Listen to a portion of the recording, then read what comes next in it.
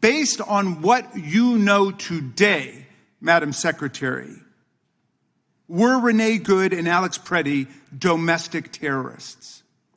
Congressman, what happened in Minnesota in those two incidents was an absolute tragedy. Were they domestic terrorists, as you said to the country? My condolences to their families, because I know that their lives will never be the same after that happened. Is that an apology for what you said?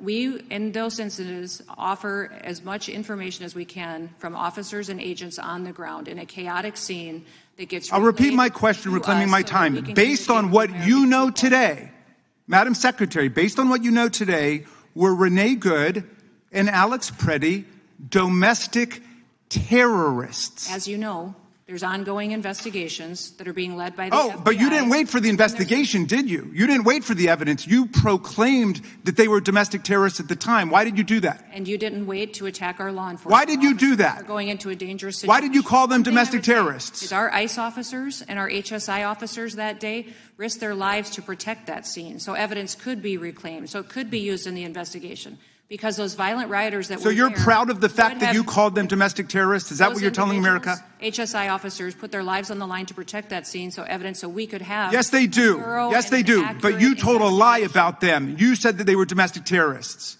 Do you regret that? I offer my condolences to those families. And again, based on what you know today, were Renee Good and Alex Preddy domestic terrorists? There's ongoing investigations, and so I. So you still don't know. You think that's an open question? I would think you would want there to still be investigations going into these situations. Well, you stated the conclusion 2 hours after they were killed that they were domestic terrorists. I wanted to give you an opportunity to correct the record, not just for their family, but for everybody in America who believes in the truth and fairness and honesty. Our acting ICE Director, Todd Lyons, came before Congress. He said he had no knowledge whatsoever that Alex Preddy and Renee Good were domestic terrorists. None.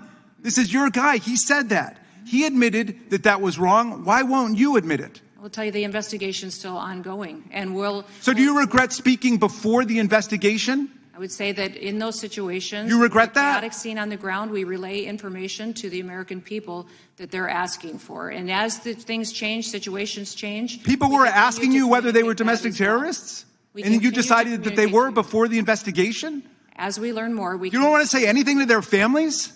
I did. I said I condolences. For what? How about an apology for what you said about their loved ones? My heart is with them, and we will continue to stand with them as they get a complete investigation into these situations. All right.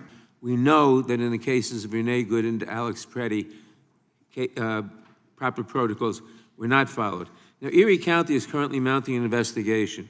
Will you at the very least commit today that DHS will cooperate with the investigation by local authorities in New York of Mr. Shah Alam's death? Yes or no? Which case are you talking about, sir? Shah Alam, the one who was released. We will certainly look at that, but I want you to know that the investigations... Will you cooperate with the local authorities? Yes or no? I don't conduct the investigations that are outside of within the umbrella of ICE and CBC. I'll take that as a no. But meanwhile, could you tell me whether you found any fraud, waste, or abuse in these North Carolina expenditures? You know, Congresswoman, what I would tell you is that Joe Biden failed North Carolina. Listen to me. I asked you a direct question. Joe Biden provided greater relief. Joe Biden showed up. No, he Joe didn't. Biden didn't lie about what was going on the ground. I don't even want to get into what Donald Trump did during the campaign, misinformation that was put out there. And you cannot find the time until my senator berates you in public. So the head of ICE, Acting Director Todd Lyons, lied in sworn testimony. Has he been fired?